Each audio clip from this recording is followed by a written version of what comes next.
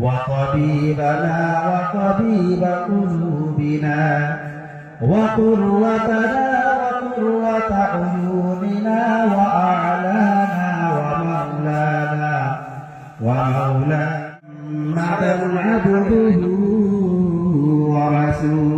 ورسوله الذي أرسل رسوله بالهدى ودين الحق ليظهره على الدين كله وكفى بالله شهيدا فقد قال الله تبارك وتعالى في كلامه المجيد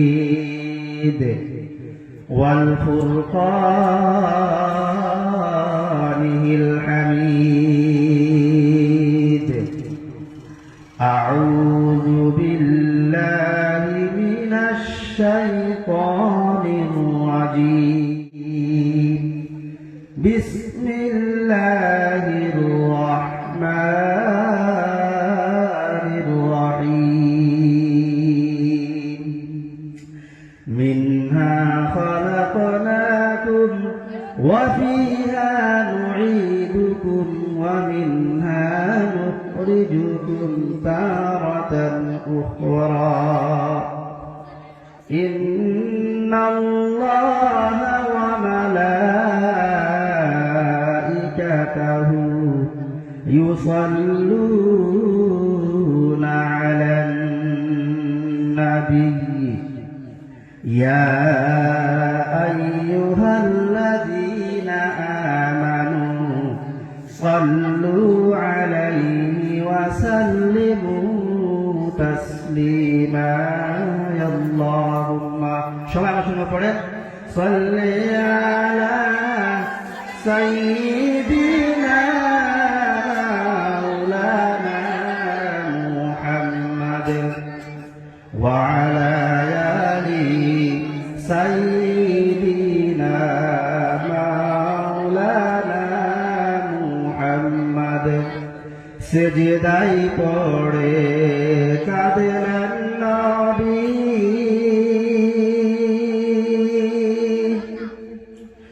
উম্মত বলে জারে যা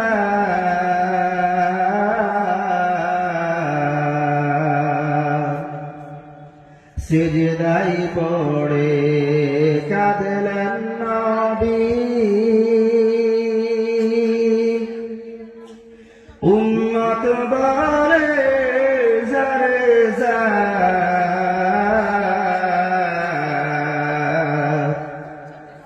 মাফ করে দেন ওগো আল্লাহ উম্মত আমার গুনাহগার আল্লাহুম্মা সাল্লি আলা সাইয়্যিদিনা মাওলানা মুহাম্মদ ওয়া আলা আলি সাইয়্যিদিনা মাওলানা মুহাম্মদ কেহ বলে পাগল নবী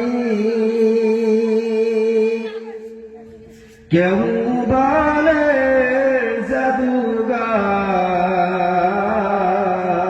জাদুগার আল্লাহ বলেন ওগো নবী আপনি আমার পেগম্বর আল্লাহুম্মা সাল্লি আলা সাইয়্যিদিনা মাওলানা মুহাম্মদ ওয়া আলা আলি সাইয়্যিদিনা মাওলানা মুহাম্মদ বালাগাল উলা বিকামালিহি كشف الدجى بجماله حسنت جميع خصاله صلوا عليه وآله محترم دوست बुजुर्गो আজকে এই সানখোলা কবরস্থান আঞ্চলিক কবরস্থানের উদ্যোগে আয়োজিত বাবরকত মুবারক মাহফিল এই মহফিলের মুফতি তথা আমাদের অঞ্চলের সুনামধন্য সম্মানীয় সভাপতি সাহেব এবং আমার সামনে বসে থাকা আল্লাহ প্রেমিক, দিন প্রেমিক, নবী প্রেমিক, আমার পিতৃ সমতুল্য মুরব্বী বাবারা, যুবক ভাইয়েরা, আল্লাহ তাবারক ওয়া তাআলার লাখো কোটি শুকরিয়া যে আল্লাহ মহান তাবারক ওয়া তাআলা আমাদেরকে এই মাগফিরাতের মজলিসে, গুনাহ মাফের মজলিসে আসার, বসার এবং দ্বীনি আলোচনার শোনার তৌফিক দান করেছেন।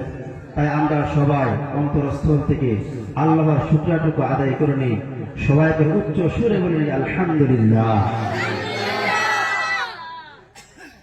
মুহতারাম দোস্ত বুজুর্গ, বেশি লম্বা করব না, যেহেতু আপনারা জানেন আজকে এই যে আমাদের মেহফিল, এই মেহফিলটা কবরস্থানের তরফ থেকে হয়েছে।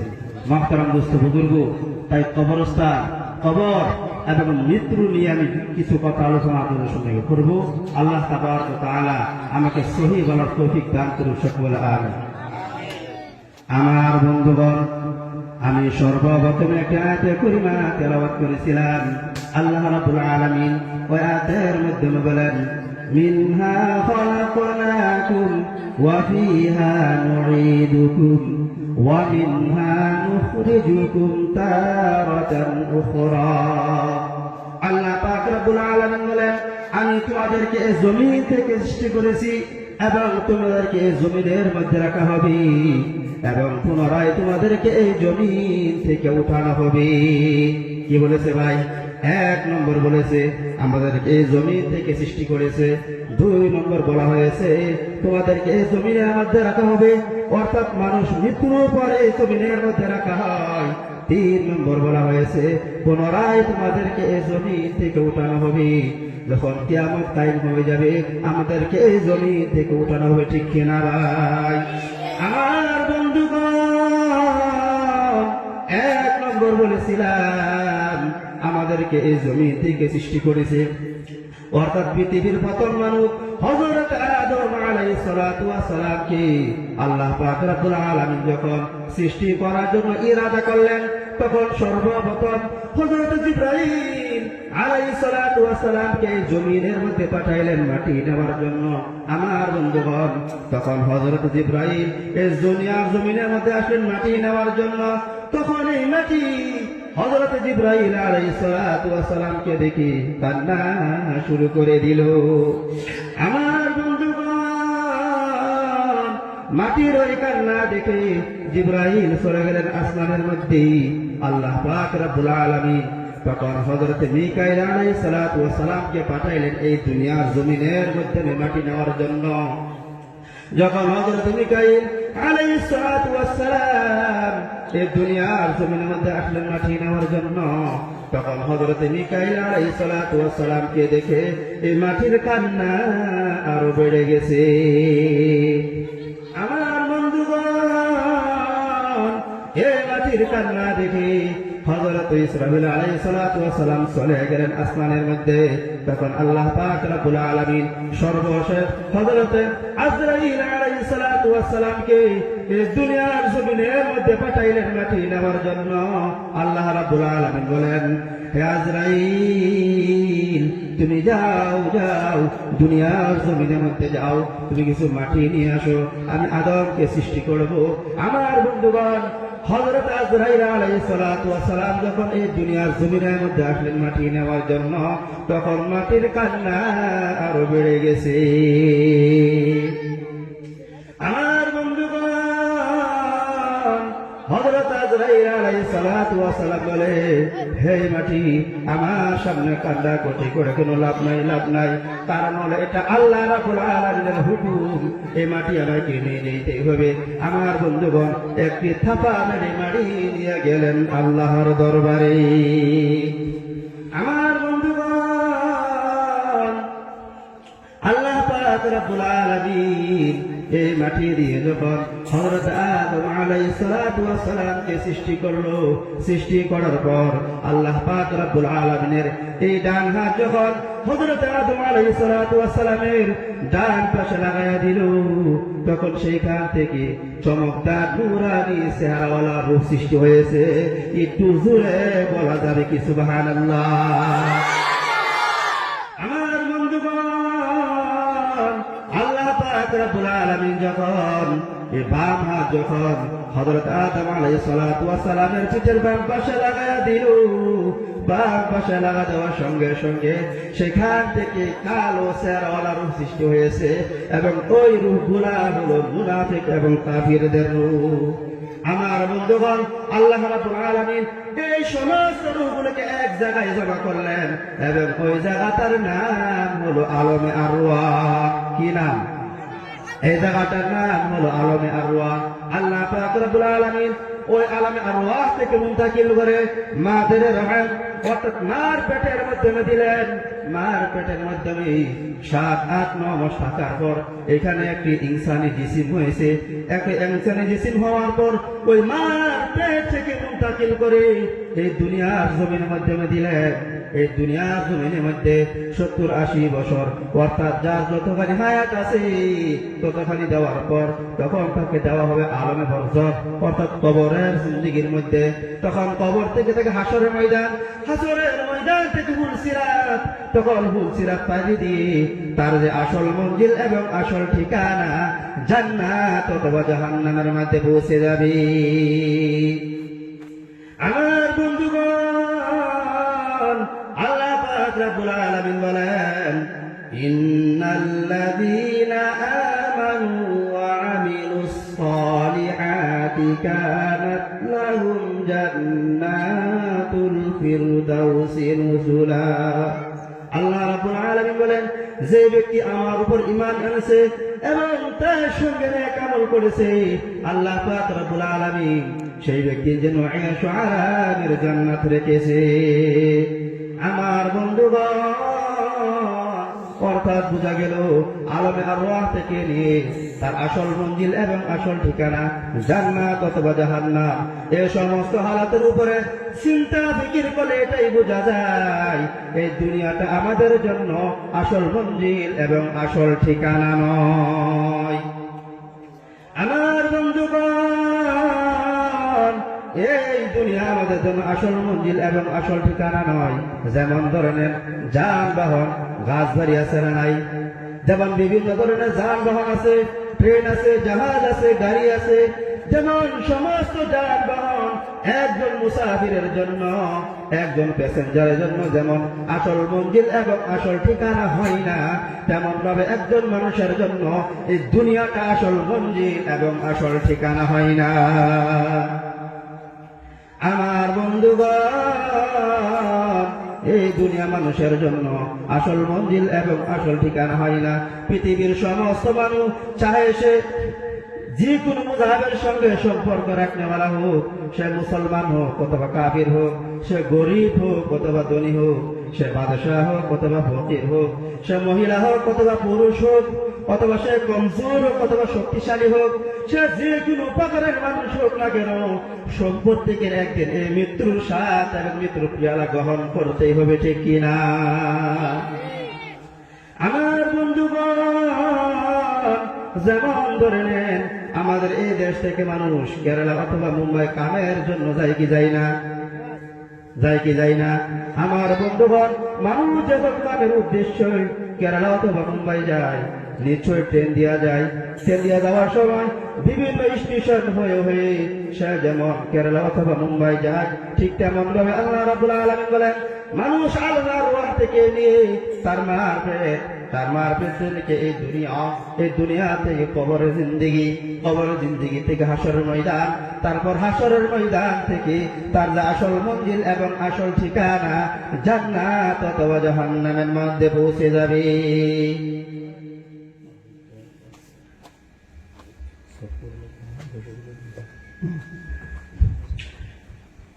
আমার বন্ধুগণ, বলতেছিলাম একদিনের দুনিয়া থেকে যেতেই হবে। আল্লাহ পাক রব্বুল আলামিন বলেন, কুল্লু নাফসিন যায়িকাতুল মাউত, প্রত্যেক প্রাণীর এই মৃত্যুর স্বাদ এবং মৃত্যুর পিয়ালা গ্রহণ করতে হবে, ঠিক কিনা? আমার বন্ধুগণ, আমি একটু উদাহরণ দিব মানুষের জিন্দগি কিভাবে শেষ হয়ে যায়। ইমাম গাজ্জালী রহমাতুল্লাহি আলাইহি একটু উদাহরণ দিয়েছিলেন। এক বাদশাহ ছিলেন, সেই বাদশার একটু গোলাম ছিল। ওই গোলামকে বলল, হে গোলাম, তুমি এই বাগানের মধ্যে যাবে। যাওয়ার পর সেই বাগানের মধ্যে থেকে বিভিন্ন বাগ আছে, বিভিন্ন বাগের মধ্যে বিভিন্ন গাছ আছে, বিভিন্ন গাছ থেকে তুমি ফল নিয়ে আসবে। ভালো ভালো ফল তুমি এই খাদির মধ্যে বড়ে নিয়ে আসবে। আমরা খাদি বলি না ভাই? একটি খাদি দেওয়া হয়েছে, এই খাদি ভর্তি করে তুমি ফল নিয়ে আসবে। তুমি যে ফল নিয়ে আসতে পারো, তখন তোমাকে ইনাম দেওয়া হবে। কি দেওয়া হবে? তোমাকে ইনাম দেওয়া হবে, কিন্তু শর্ত হলো একবার যে জায়গাটা দিয়ে যাবে, দ্বিতীয়বার সেই জায়গা দিয়ে আসতে পারবে না। আমার বন্ধুগণ, তখন এই শর্ত যখন শুনলো, তখন গোলাম খুশি হয়ে গেল। এটা তো সাধারণ ব্যাপার, আমি এই বাগানের মধ্যে যাব, এই টকরিটা বড়বো, ওই খাদিটা বড় ফল নিয়ে আসবো, বাদশা আমাকে ইনাম দেবে। আমার বন্ধুগণ, যখন ওই গোলাম বাগানের মধ্যে গেলেন, যাওয়ার পর একটি গাছের মধ্যে ফল দেখলো। দেখার পর দেখলো এই ফল তেমন ভালো না। তখন আগের গাছের মধ্যে চলে গেলেন, গিয়ে দেখলেন সেই গাছের মধ্যে খুব সুন্দর ফল। তখন সেই ব্যক্তি চিন্তা ফিকির করলো, আমি এইখান থেকে ফল ছিঁড়ে নিব এবং ফল ছিঁড়ে খাদিটা বড়ে নিব। আমার বন্ধুগণ, তাও যখন ছিঁড়ার জন্য যায়, তখন আবার চিন্তা ফিকির করে, হইতে পারে এর আগে আরো ভালো ফল আছে। আমার বন্ধুগণ, তখন এইভাবে 1 2 3টি গাছ করে করে যখন শেষ সীমার মধ্যে পৌঁছে যায়, পৌঁছে যাওয়ার পর গিয়ে দেখে সে লাস্টের গাছের মধ্যে একটা ফল নাই। আমার বন্ধুগণ, তখন ওই গোলাম চিন্তা ফিকির করলো, হাই আমি কি করলাম, এখানে তো একটা ফল নাই। আমার বন্ধুগণ, আমাদের জিন্দেগিটা হলো এমন, আল্লাহ হলো আমাদের বাদশা, ঠিক কিনা? আমরা হলাম আল্লাহর গোলাম। এই পাখি যেটা কথা আমি বলেছি, এটা হলো আমাদের আমল নামা। ওই বাগানটা হলো আমাদের জিন্দেগি। আমাদের জিন্দেগির মধ্যে একদিন এমন কিমতি। আমার বন্ধুগণ, এই কিমতি যদি আমরা না বুঝি, আল্লাহ পাক রব্বুল আলামিন আমাদেরকে প্রত্যেকদিন নেক কাজ করার হুকুম দেয়, কিন্তু আমরা চিন্তা করি আজকে না কালকে করবো, কালকে না পরশু করবো, এবং ভাবে দেখতে দেখতে তার জিন্দেগি শেষ হয়ে যায়। আমার বন্ধুগণ, যার মৃত্যু যেখানে আছে, যার কপালে যেমন ভাবে আছে সেমন ভাবে মৃত্যু হবে। আমার বন্ধুগণ, একটি ঘটনা, হযরত মরিয়ম আলাইহিস সালাতু ওয়াস সালাম, ওনার নাম আপনারা শুনেছেন কি শুনছেন না? হযরত মরিয়ম আলাইহিস সালাতু ওয়াস সালাম এমন নেককার মহিলা ছিলেন, উনি দিনভর রোজা রাখতেন এবং রাতভর জাগ্রত থেকে আল্লাহর ইবাদত করতেন, নামাজ পড়তেন, তাসবিহ তাহলিল করতেন। আমার বন্ধুগণ, হযরত মরিয়ম আলাইহিস সালাতু ওয়াস সালাম একদিন রোজা রাখা অবস্থায় জঙ্গলের মধ্যে গেলেন। জঙ্গলের মধ্যে যাওয়ার পর তখন মালাকুল মউত হযরত আজরাইল আলাইহিস সালাতু ওয়াস সালাম মানুষের চেহারার মাধ্যমে হযরত মরিয়ম আলাইহিস সালাতু ওয়াস সালামের সামনে গিয়ে হাজির। আমার বন্ধুগণ, যখন হযরত আজরাইল মালাকুল মউত যখন হাজির হলো, হাজির হয়ে হযরত মরিয়ম আলাইহিস সালাতু ওয়াস সালামকে বলল, হে রাত জাগ্রত থাকনেওয়ালা মহিলা এবং দিনভর রোজা রাখনেওয়ালা মহিলা, তোমার উপর আল্লাহ সালামতি হোক। তখন হযরত মরিয়ম আলাইহিস সালাতু ওয়াস সালাম বলল, তুমি কে গো? তোমার আওয়াজ শুনে আমার কলিজা কেঁপে উঠেছে। আমার বন্ধুগণ, তখন মালাকুল মউত বলল, আমার কথা জিজ্ঞাসা করবে না, আমি হলাম মহল্লাকে খালি করনেওয়ালা, আমি হলাম মহিলাদেরকে বিধবা করনেওয়ালা, আমি হলাম সন্তানদেরকে এতিম করনেওয়ালা, আমি হলাম বাদশা এবং বাহাদুরদের জান লেনেওয়ালা আজরাইল। এখন তোমার জান কবজ করার জন্য এসেছি। আল্লাহ রাব্বুল আলামিন আমাকে তোমার কাছে পাঠাইছে। আমার বন্ধুগণ, তখন হযরত মরিয়ম আলাইহিস সালাতু ওয়াস সালাম বলল, আমাকে একটু সময় দাও, কারণ আমার ছেলে হযরত ঈসা আলাইহিস সালাতু ওয়াস সালাম জঙ্গলের মধ্যে গেছে, তাকে আসতে দাও, আসার পর তুমি আমার জান কবজ করবি। আমার বন্ধুগণ, তখন মালাকুল মউত বলল, আল্লাহ রাব্বুল আলামিন আমাকে যে শ্বাস নিঃশ্বাসের মধ্যে জান কবজ করার জন্য হুকুম করে, আমি সেই শ্বাস নিঃশ্বাসের মধ্যে তার জান কবজ করে ফেলি। দ্বিতীয় শ্বাস নেওয়ার সুযোগ আমি আজরাইল দেই না। আমার বন্ধুগণ, আল্লাহ পাক রব্বুল আলামিন পবিত্র কালামুল্লাহ শরীফের 8 নম্বর পারার সূরা আরাফের 34 নম্বর আয়াতের মধ্যে বলেন, فَإِذَا جَاءَ أَجَلُهُمْ لَا يَسْتَأْخِرُونَ سَاعَةً وَلَا يَسْتَقْدِمُونَ।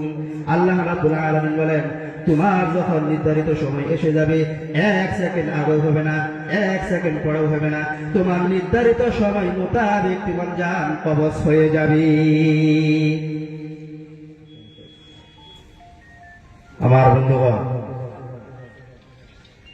মনে তো বহুত আশা ছিল, বহুত কিছু বলবো, কিন্তু সময় কম। আরেকজন মানুষ আছে, উনি কথা বলবেন, তাই যতক্ষণ বললাম। আল্লাহ তাবারক ওয়া তাআলা আমাদের সবাইকে এসে বেশি বেশি আমল করার তৌফিক দান করুন। ওয়া আখিরু দাওয়ানা আলহামদুলিল্লাহি রাব্বিল আলামিন।